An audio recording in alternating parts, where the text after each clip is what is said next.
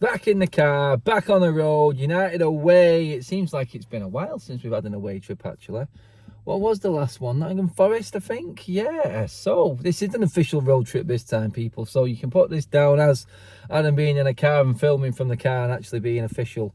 You know what I mean? I picked up on it last time in the last preview show, or last preview to a game that there was, about you guys moaning about the title of the video. You pick up on absolutely everything, don't you? But it's your choice. You're the subscribers. Thanks for subscribing to the United Stand, obviously, of course. But yeah, we're back in the car, and it's a big one. It's a huge one. It's the biggest, actually. It's Leeds United away from home. Now, people looking in from the outside will look at it and go, no, don't know what you've seen there.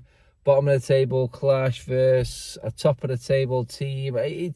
Yeah, looking in from the outside, if you don't know the history, and I talked about this, and I'm probably going to go over a few things that I said about the first game when we played at Old Trafford. But the difference this time is it's like Manchester United have become this big team, and we're expected to go to Old Trafford and win games, and sometimes the atmosphere isn't as ferocious as it might be at away grounds when United roll up into town. How many times have I said that Manchester United, when we go away from home, it's just like a big FA Cup final every single game, and we need to be on it? Well, times that by 10, and that's what is today. That's Ellen Road. That's Leeds against Manchester United on a Sunday afternoon. And that is why this is the biggest game. This is the biggest game for the fans. Forget about the pundits. Forget about the modern day fan who hasn't witnessed or experienced Leeds back in their heyday or anything like that, or where this actual rivalry came from. Ten Hag has had to do his homework on this. He's already called it. The White Rose against the Red Rose, Lancashire against Yorkshire. He knows what this is like. And you know what? The best thing that came out of Wednesday's result, and it wasn't the best result, I've had my moans about it, a few other people have talked about it. We came back from 2-0 down and we got away with 1 in a way. We actually switched on eventually. But you cannot go into these big games. Ten Hag called it a derby in his press conference. You cannot go into these derby games and start that sluggish. You cannot go into Leeds and expect them just to be a team that's going to roll over. Your average team, your average start to a game. They came out of the traps and they came out and caught us cold, and we cannot afford to do that. We've done it in a few big games this season. I think I've been moaned at a few times as well, but when you look at it, when you're going away from home, having them had the start that they did at Old Trafford and knowing that they can get those early doors, I fully expect Manchester United to be well and truly tuned into this game and the start of this game at Ellen Road today. It isn't going to be like Old Trafford. It isn't going to be like that sloppy start. And this is why I've gone big on the result again. It's why I've gone 3-1. I looked at a few other people on the United Stand and what they predicted. A few going with draw, a few going with tight wins. I just know Ten Hag and his reaction and what comes after a bad result. And in the end, 2-0 down, 2-2. Probably could say and argue the point that it wasn't an horrendous result against Leeds at Old Trafford on Wednesday, but it's a bad one in terms of what we were doing, where Leeds are in the league, and United being at home off the back of 13 straight home wins. It was a bad result. When you break that all down, it equates to Manchester United dropping points against a poor team, which Leeds have been this season.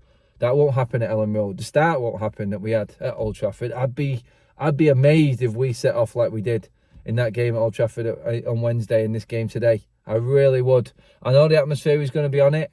I expect just solid football, early doors, no mistakes, and just not let this crowd get ahead of steam. Don't give them any encouragement whatsoever. It's going to be ferocious again. The tackles will probably be flying in, but Manchester United will know what's coming now. It's like we've had a little tune-up game, and yeah, it's probably not right that I'm calling it that, and you could say I'm sort of using an excuse for the result that we got on Wednesday, but it is effectively, for today, a tune-up game that on Wednesday night. You know what's coming now.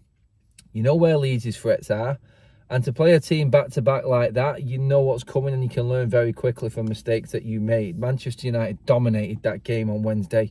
Meslier kept Leeds in it. Manchester United were wasteful. I think they had 2 shots on target, something like that. An own goal, caught us cold early doors. This is what happens if you're not tuned in. If you're not on it from the get-go, then you get caught out, and it ends up costing you points. It's exactly what Ten Hag said. He knew where our mistakes were in that game. He knew why we dropped points, and that was all on us. It wasn't Leeds. Yeah, you can say them pressing and just going out as early doors was a game plan, maybe try and catch United cold and give ourselves a bit of a big up, bit of a G up early doors. It happened, it worked. So credit to them for that, but it all came through our own undoing. That's what it was. It all came from mistakes from Manchester United, not doing their jobs, their individual jobs and battles properly, like Ten Hag said, and Leeds caught us. They don't score goals, Leeds. So that to me proves that Manchester United were just caught cold within their own mistakes, and Leeds just had one of them days where a couple of shots that they hit went in.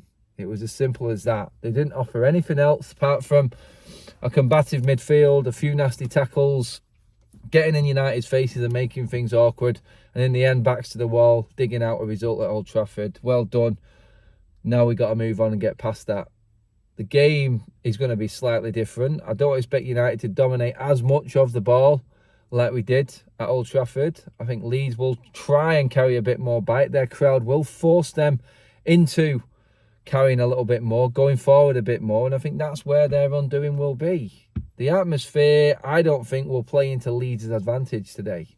And it's crazy to say that. I mean, I've seen United buckle under some pressure before, but I just believe under Ten Hag, we can use this to our advantage today. That's how I see it. I think Manchester United will actually let Leeds have a little bit more of the ball and try and lure them into a false sense of security as such.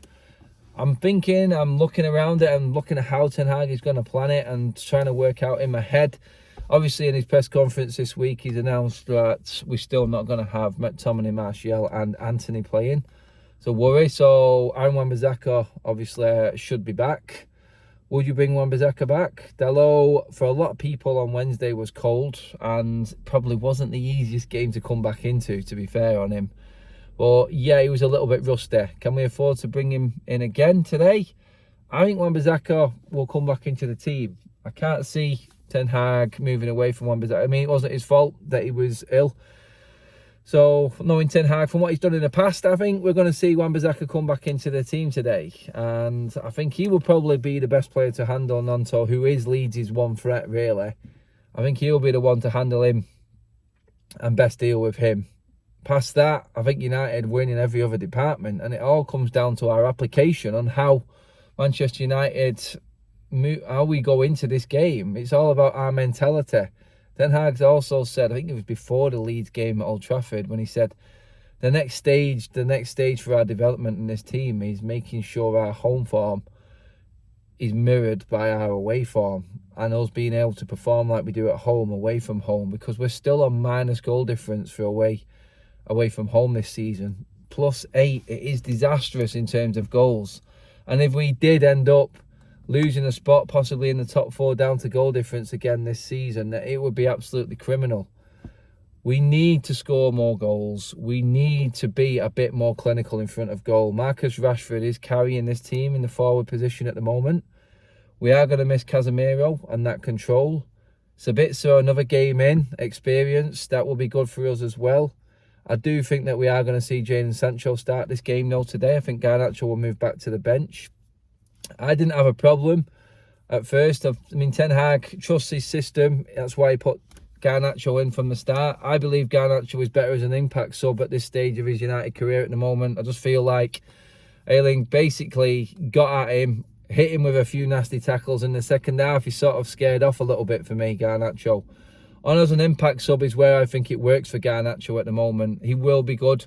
He will turn into that player that we all know he can be, with the guidance of Ten Hag. And knowing what Ten Hag's like, he's challenged him to score more goals. He should have had 2 in the first half. He failed. And it's not me having a go at him, but young or not, you have to be able to hit the target, hit the back of the net in their moments. And I think that's the challenge Ten Hag has set Garnacho. People are saying that he's had unfair criticism. I've seen Mark going off on one about Garnacho. When you're at the game and when he misses that chance and you see how important that chance is, then it's kind of different outside of Old Trafford. I don't know what went on social media and everything afterwards. A lot of it is unjust from looking back on what happened at that moment. But that's what Ten Hag is getting at for me. It's like they're the moments that you have to hit the back of the net. You have to score. Otherwise, we get scenarios like we did against Leeds. They get the second goal, and then the 2 goals that we scored in the second half, turned out to be 1 point instead of 3, and that makes the whole difference going forward in a season. Hit the back of the net. There's not enough clinical forward play for us at the moment.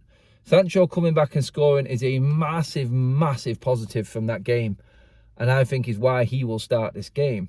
The problem is with Sancho right now, though, and this is where I see it coming unstuck for United a little bit, is if Sancho plays, he's usually going to play on the left-hand side.